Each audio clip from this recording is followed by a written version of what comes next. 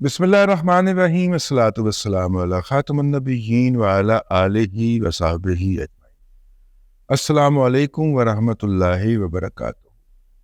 اس وقت لمحہ موجود میں یوتھڑ اس بات کے اوپر تمالیں ڈال رہے ہیں، ترتھلیاں بچیاں ہوئی ہیں کہ جناب حافظ سید عاصم منیر شاہ صاحب جو ہے وہ فوری طور پہ ایمرجنسی میں سعودی عرب پہنچے ہیں اور ایم بی ایس سے ان کی ملاقات ہوئی۔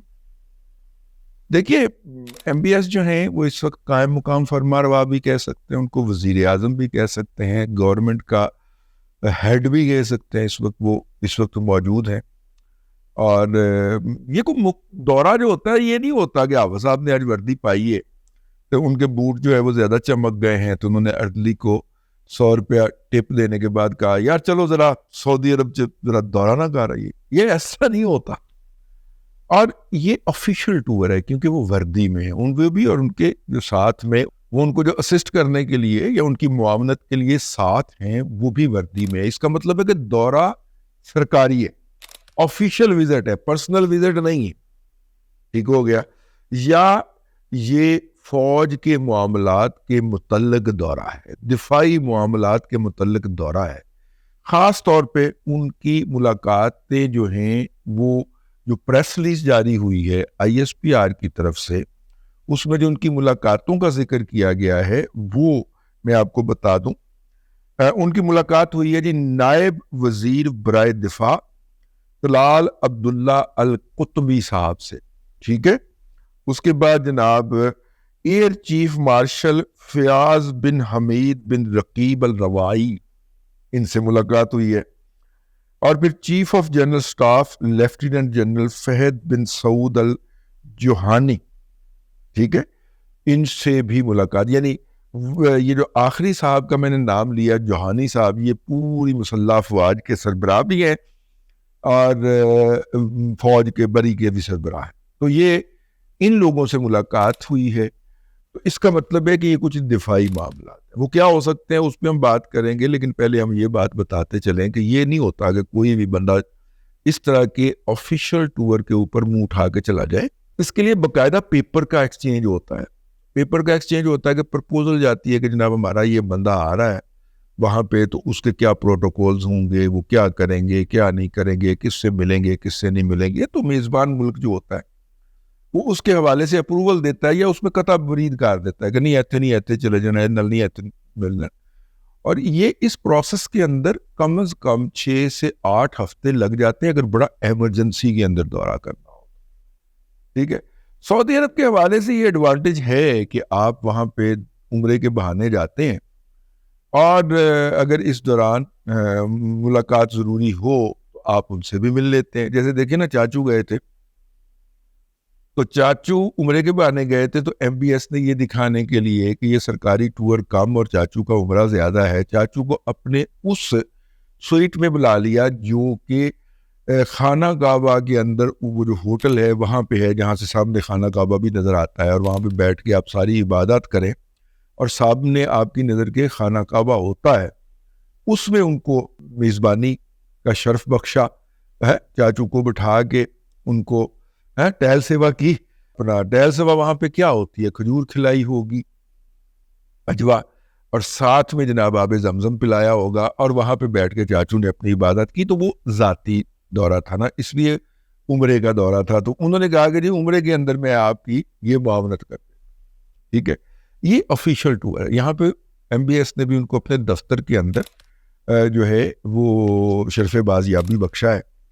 تو یہ گئے ہیں اس دورے کے اوپر۔ یوتھروں کو تو چھوڑے، انہوں نے ہر جاندی گڈی کے پیچھے بھاگتے ہوئے کہنا کہ اس میں ہمارے مہاتما کو لے کے جا رہے ہیں، اس کو تو چھوڑیں۔ لیکن دیکھیے اس خطے کے اندر جو تبدیلیاں آ رہی ہیں، اور پاکستان کو وقت نے ایک دفعہ پھر دلہن بنا دی۔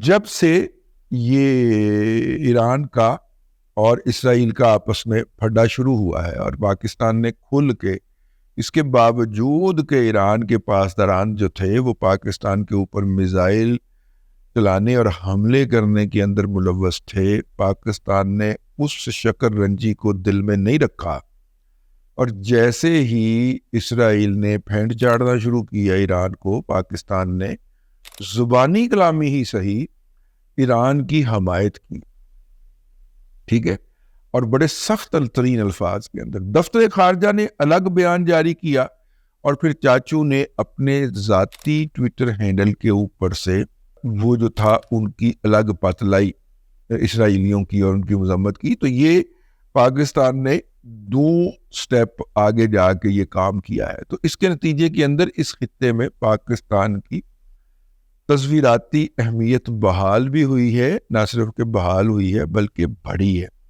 اس علاقے میں جو بھی ڈیل ہونے جا رہی ہے اس کے اندر پاکستان کا ایک کردار ہے۔ ایک بات تو یہ ہو گئی۔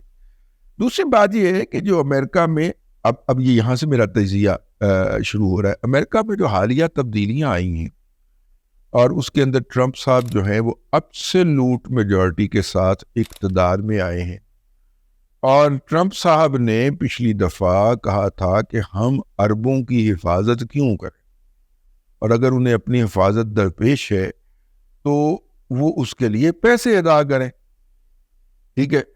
اب مسئلہ یہ ہے کہ اگر ایک امریکہ کا فوجی جو ہے وہ سعودی عرب کے اندر رہتا ہے یا اسے رکھنا مقصود ہے، تو وہ امریکی فوجی جو ہے وہ ایک $5,000 میں اگر پڑتا ہے، اس کے مقابلے میں پاکستان کا جو ایک فوجی اگر وہاں پہ رکھا جاتا ہے اسی کام کے لیے اور وہ وہی کام کرتا ہے، تو وہ جو ہے وہ تو $500 میں پڑے گا، 500 میں تو 1000 میں پڑ جائے گا، نمبر 1۔ نمبر 2، وہ جو فوجی وہاں پہ جائے گا بھائی، اس کی تو ایمان کا حصہ ہے نا کہ وہ حجاز مقدس کے لیے اگر اپنی جان بھی قربان کر دے تو اس کے لیے اعزاز کی بات ہو۔ اور بائی دا وے، پاک فوج کا جو بیسیکلی آبجیکٹو کہہ لیں یا نصب العین کہہ لیں، یہ اس کا حصہ بھی ہے۔ پاکستان جو ہے وہ حجاز مقدس کی حفاظت کا ذمہ دار ادارہ جاتی طور پہ بھی اور انفرادی طور پہ۔ اور ہمارے دوست جو وہاں پہ مقیم ہیں وہ ہمیں بتایا کرتے ہیں، عربوں کی ایک روایت ہے اور سعودیز کی خاص طور پہ، کہ جب بھی کوئی مارکے کا وقت درپیش ہوتا تھا تو پرانے دور کے اندر یہ پہاڑی پہ چڑھ جایا کرتے تھے، قریبی پہاڑی کے اوپر، اور وہاں پہ اونچی اونچی لوگوں کو اپنی طرف بلاتے تھے۔ اب اس روایت نے یہ شکل اختیار کر لی ہے کہ جب سعودیہ کی سلامتی جو ہے اس کو کوئی خطرہ درپیش ہو تو وہ مکہ المکرمہ کے اندر بھی اور مدینہ المنورہ کے اندر بھی رجسٹر رکھ دیتے ہیں۔ ان رجسٹروں کے اندر ہر دوسرا نام کسی نہ کسی پاکستانی کا ہو۔ اس لیے میں نے کہا کہ ادارہ جاتی طور پہ بھی اور انفرادی طور پہ بھی یہ پاکستانیوں کی سرشت کا حصہ ہے کہ حجاز مقدس کی حفاظت کرنی ہے۔ اچھا خیر، حافظ صاحب وہاں پہ گئے۔ اب اگر امریکن جو ہیں وہ ٹرمپ صاحب اپنی گزشتہ دور حکومت کی پالیسی کو جاری رکھتے ہیں اور اپنی فوج وہاں سے جاتے ہیں، تو وہ جو ویکیوم ہے وہ کس نے فل کرنا ہے؟ میرے خیال کے اندر یہ جو فوج کے سربراہان سے ملاقات ہے، اس میں یہ تو ڈسکس کیا نہیں ہوگا کہ آپ کے تارنیڈو طیارے جو تھے وہ ہماری فضائی مشقوں کے اندر حصہ لینے کے لیے پاکستان آئے ہوئے تھے، بہت بہت شکریہ آپ کا، یہ تو نہیں کہنے گئے نا۔ وہاں مستقبل کے حوالے سے بات کی ہے نا، سعودیہ اور پاکستان کی مشترکہ فوجی مشقیں اور ہوائی مشقیں ہو رہی ہیں، اور ان کے اندر جو ہے وہ سعودی عرب کے طیارے بھی شریک ہو رہے ہیں، اور اینٹی ٹیررزم کے حوالے سے جو مشقیں ہیں ان کے اندر بھی ان کے جو جوان ہیں یا افسران ہیں وہ آ کے شریک ہوتے ہیں۔ تو یہ کچھ کسی بات کی نشاندہی کرتا ہے، ٹھیک ہے۔ اب بھی پاکستان کے جو معلمین ہیں، جو انسٹرکٹرز ہیں دفاعی، وہ وہاں پہ تربیت کے لیے تو موجود ہی ہیں، اگرچہ فائٹنگ فورس موجود نہیں ہے میرا خیال ہے۔ کچھ لوگ کہتے ہیں کہ انسٹرکٹر کے کور کے اندر وہ بھی ہیں، لیکن جو ریکارڈ کے اوپر بات ہے ہم وہی کہیں گے۔ تو انسٹرکٹرز تو جاتے ہیں ان کو مختلف ٹریننگز دینے کے لیے، مختلف کام کرنے کے لیے۔ تو میں عرض کر رہا تھا کہ مستقبل میں یہ بھی ہو سکتا ہے، ایک پاسبلٹی ہو سکتی ہے۔ دوسری بات یہ ہے کہ جس طرح ہم نے اپنا دفاعی ریلائنس جو ہے یا دفاعی انحصار جو ہے وہ ختم کر کے امریکہ سے ختم تو نہیں کیا فلی ٹوٹلی، لیکن زیادہ حد تک ختم کر کے وہ چائنا اور رشیا کی طرف منتقل کر لیا ہے۔ اسی طرح جو ہے وہ سعودی عرب کے اندر بھی ایک اس بات کی طرف موجود ہے کہ جو امریکنز کے اوپر ہمارا ٹوٹل ریلائنس ہے اس کو ہم ڈائیورسیفائڈ کریں، یورپ کی طرف جائیں، ہم جو ہے وہ چائنا کی طرف جائیں، ہم رشیا کی طرف جائیں۔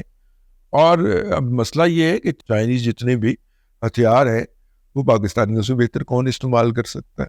یہاں کے فیڈ بیک کے بنیاد کے اوپر تو وہ اپنے ان ہتھیاروں میں بہتری لاتے ہیں، تبدیلیاں کرتے ہیں چینی۔ تو جب ان کو چلانے کی باری آئے گی تو ظاہر ہے ان کو چلانے کے لیے ورک فورس چاہیے ہوگی، ان کے پاس، سعودیز کے پاس تو اتنی ہے نہیں، تو وہ ورک فورس بھی ہم پرووائڈ کر سکتے ہیں، یہ بھی ایک پراسپیکٹ ہو سکتا ہے۔ اور تیسرا پہلو اس کا یہ بھی ہو سکتا ہے کہ اب ٹرمپ آیا ہے اور ٹرمپ نے اب ایک جنگ روکنے کے لیے کوئی ڈیل کر اس علاقے کے اندر، یہ جو غزہ کے اندر جنگ کے نام کے اوپر قتل و غارت گری اور نسل کشی جاری ہے فلسطینی مسلمانوں کی، بلکہ فلسطینیوں کی۔ وہ اسرائیلی یہ نہیں دیکھتے کہ یہ مسلمان ہے، عیسائی ہے یا یہودی ہے، وہ ڈز کرتے ہیں، ٹھیک ہے؟ تو فلسطینیوں کی جو قتل و غارت گری جاری ہے وہاں کے اوپر فلسطین کے اندر، وہ اس کو روکنے کے لیے اب ٹرمپ صاحب کے اوپر بہت پریشر ہوگا، کیونکہ اگر آپ وہ جنگ نہیں روکتے تو اس کے بدلے اسرائیل کو آپ کو کبھی $200 ارب، کبھی $250 ارب، کبھی $500 ارب کی امداد تو دینی پڑے گی۔ تو اس کو ٹرمپ صاحب روکنا چاہیں گے، تو خاص طور پہ جب وہ جنگ کی کھل کے مخالفت بھی کر چکے ہوئے ہیں یوکرین وار کی، تو وہ یوکرین کی جنگ میں سے بھی امریکہ کو باہر نکالنا چاہیں گے۔ اور تیسری بات وہ کوئی ڈسکس نہیں کر رہا، یہ جو $18 ارب سال کے افغانستان کو ملے ہیں وہ اس کو بھی روکنا چاہیں گے۔ اب پتہ چلے گا، یہ افغانوں کو اب پتہ لگنے لگا ہے ٹرمپ آ گیا۔ تو ٹرمپ نے بائی دا وے ویسے پہلے فوجیں نکالنے کی بات کی تھی اور کہا تھا کہ نکالنی ہر صورت میں نکالنی ہے، اسی لیے انہوں نے ٹرمپ کو نکال دیا جن کا انٹرسٹ تھا۔ لیکن بائیڈن بھی نہیں مڑا، بائیڈن نے بھی نکال دیا، انہوں نے بائیڈن کو بھی فارغ کر دیا، ٹھیک ہے؟ کہ اب پھر وہ آہستہ آہستہ افغانوں کے نام کے اوپر جو $ارب وہاں سے نکال رہے ہیں امریکہ کے خزانے میں سے، ظاہر ہے کہ اس کو بھی روکے گا ٹرمپ، کیونکہ وہ تو جنگ کے خلاف نعرہ لگا کے برسر اقتدار آیا ہے نا۔ ویسے ٹرمپ کا کیا ہے، ابھی کچھ کر رہا ہوتا، ابھی کچھ کر رہا ہے، لیکن ہم فیس ویلیو پہ لے رہے ہیں کہ وہ یہ کہہ کے آیا ہے۔ تو ایسی صورت کے اندر یہاں پہ جو ویکیومز پیدا ہوں گے، یہاں پہ جو خلا پیدا ہوگا، اور خاص طور پہ جب وہ غزہ کے اندر سیز فائر کرنے لگے گا تو اس سیز فائر کے اندر جو سعودیہ کا رول ہوگا، میرا خیال ہے سعودیہ اس میں سے کچھ رول پاکستان کو بھی آؤٹ سورس کرے گا اور پاکستان کو اس حوالے سے اعتماد میں بھی لے گا۔ یہ جو دورہ ہے کافی دیر پہلے پلان ہوا ہوگا بلا شبہ، اور دفاع سے متعلق ہی ہوگا بلا شبہ، لیکن اس میں یقیناً یہ والے پہلو بھی زیر بحث ضرور آئے۔ اب تک کے لیے اتنا ہی، اگلے ولاگ کے اندر پھر حاضری ہوگی۔ اللہ تبارک و تعالیٰ آپ کو آسانیاں عطا کرے اور آسانیاں خلق خدا میں تقسیم کرنے کی توفیق عطا کرے۔